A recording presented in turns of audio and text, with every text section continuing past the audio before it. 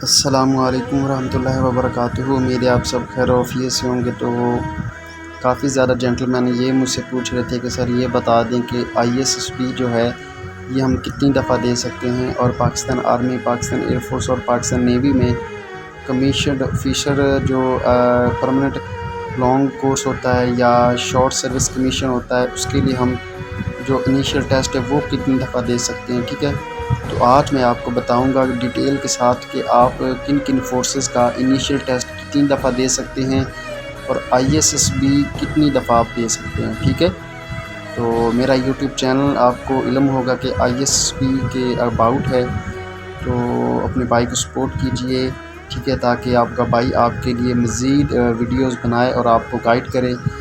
تو آئیے ویڈیو کو شروع کرتے ہیں۔ ابھی بات کرتے ہیں انیشیل ٹیسٹ کی۔ جو آپ کا انیشیل ٹیسٹ ہے نا، وہ آرمی سے شروع کرتے ہیں۔ آرمی کا جو انیشیل ٹیسٹ ہے وہ چاہے سولجر کا ہو، چاہے کمیشنڈ آفیسر کا ہو، لانگ کورس کا ہو، شارٹ کورس کا ہو، تو وہ آپ چاہے جتنی دفعہ دے سکتے ہیں۔ مطلب آپ اگر 100 دفعہ آپ دینا چاہیں تو 100 دفعہ بھی دے سکتے ہیں۔ ٹھیک ہے، اس میں کوئی آپ کی کوئی پابندی نہیں ہے۔ ٹھیک ہے، لیکن اگر آپ نے ISSB آرمی میں 2 دفعہ دے دیا ہے تو پھر آپ کسی بھی دوسری فورس یا آرمی کے لیے بھی ISSB نہیں دے سکتے۔ ٹھیک ہے، اس کے بعد آ جاتے ہیں جی پاکستان نیوی میں۔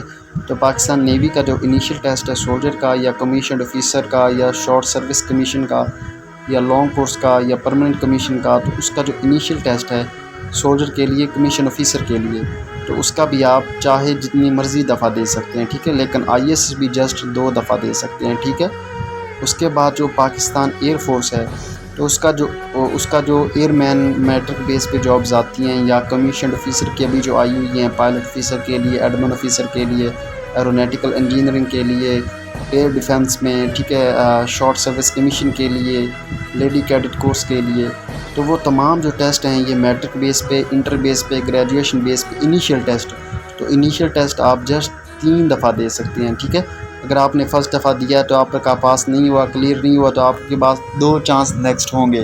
اگر دوسری دفعہ بھی آپ کا انیشیل ٹیسٹ نہیں کلیئر ہوا، تو اگر آپ نے تیسری دفعہ دیا تو تیسری دفعہ بھی آپ کا انیشیل ٹیسٹ نہیں کلیئر ہوا، تو اس کا مطلب اب آپ پاکستان ایئر فورس میں ابھی اپلائی نہیں کر سکتے۔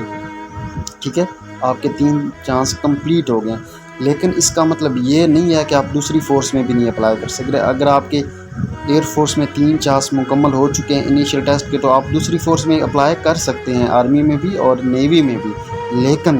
لیکن جو ISSB ہے، اگر آپ نے ایئر فورس کا 1 دفعہ ISSB دیا ہے اور آپ ناٹ ریکمینڈ ہوئے ہیں، اور آپ نے 1 دفعہ ISSB نیوی میں دیا ہے اور آپ ناٹ ریکمینڈ ہوئے، تو آپ کسی بھی فورس میں اپلائی نہیں کر سکتے۔ ٹھیک ہے، کیونکہ آپ کے مطلب جو ISSB کے چانس ہوتے ہیں وہ 2 ہی ہوتے ہیں، چاہے آپ کسی بھی فورس میں اپلائی کر لیں۔ ٹھیک ہے، تو یہ بات اپنے مائنڈ میں بٹھا لیں۔ کافی زیادہ جو جینٹل مین کینڈیڈیٹس تھے وہ ان میں کنفیوژن تھی، وہ پریشان تھے کہ ہمیں پتہ نہیں چل رہا کہ انیشیل ٹیسٹ کس فورس کا کتنی دفعہ دیتے ہیں اور ISSB کا کیا شیڈیول ہوتا ہے۔ تو وہ میں نے آپ کو بتا دیا ہے کہ آپ ISSB جسٹ 2 دفعہ دے سکتے ہیں کسی بھی فورس کے لیے۔ ٹھیک ہے، اور انیشیل ٹیسٹ آپ آرمی نیوی کا وہ آپ پہ ڈیپینڈ ہے کہ آپ جتنی مرضی دفعہ دے سکتے ہیں، لیکن ایئر فورس کا جو انیشیل ٹیسٹ ہے وہ ایئر مین کا ہو، وہ کمیشنڈ آفیسر کا، وہ آپ جسٹ 3 دفعہ دے سکتے ہیں۔ ٹھیک ہے، کیونکہ وہ آپ کے ڈاکومنٹ کے بیک سائڈ پہ ایک سٹیمپ لگاتے ہیں، تو وہ پتہ چل جاتا ہے کہ اس نے کتنی دفعہ ٹیسٹ دیا ہوا ہے۔ ٹھیک ہے، تو یہ بات اپنے مائنڈ میں بھی ٹھا لیں اچھے طریقے سے۔ اگر آپ کے چانسز 3 کمپلیٹ ہو چکے ہیں تو آپ ٹیسٹ دینے نہ جائیں۔ ٹھیک ہے، آپ آرمی میں اپلائی کر لیں، آپ نیوی میں اپلائی کر لیں اور اس کی اچھی تیاری کریں۔ ٹھیک ہے، باقی اللہ تعالیٰ آپ کو کامیاب کرے۔ فی امان اللہ، اللہ حافظ۔